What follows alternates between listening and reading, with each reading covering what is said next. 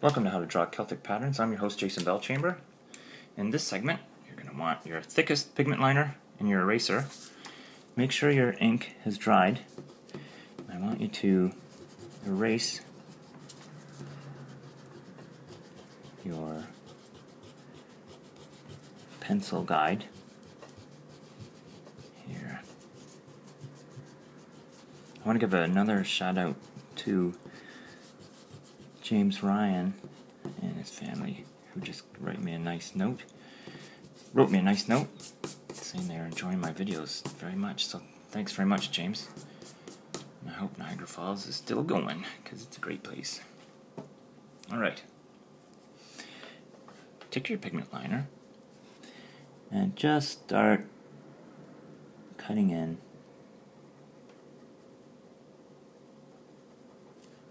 around the interlace.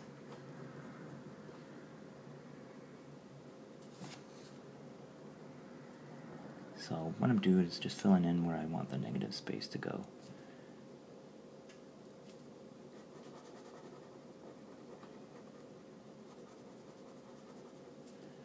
And what I'll do is basically cross-hatch little spots like this as I do it. Afterwards, after I've got the cross-hatching all done, then I'm going to smooth out the lines.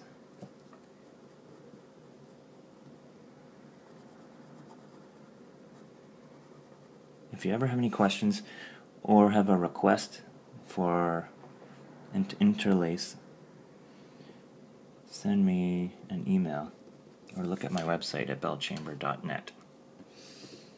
My email is jason@belchamber.net.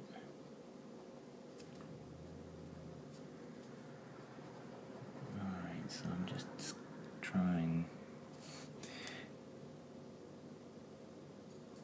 Another thing that I always don't do on camera, but you are free to do, is rotating your canvas. That just makes making it's fun. It's feel free to rotate your canvas as you draw curves, because your hand wants to draw some lines in a certain direction. It's just easier for your hand, eh? Alright, so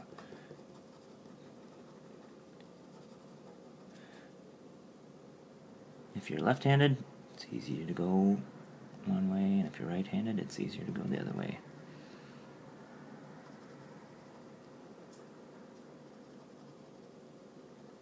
And there's that cross-hatching. Okay, so let's smooth out this interlace right there.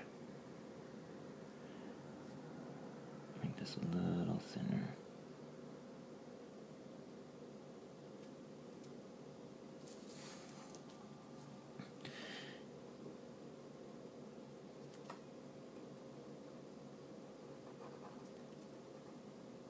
You'll see in the Book of Lindisfarne, even in some pages of Book of Kells that are incomplete, you'll see them make not a grid, but little red dots, which the scribes used to draw the interlace around. And they probably got so good at it that they were able to draw the interlace just freehand without having to worry about making guides.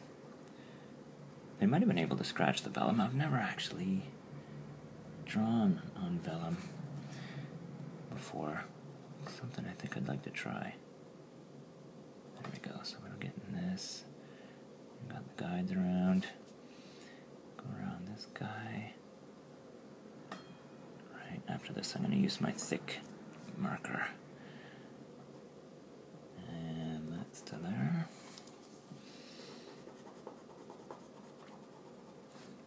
Awesome.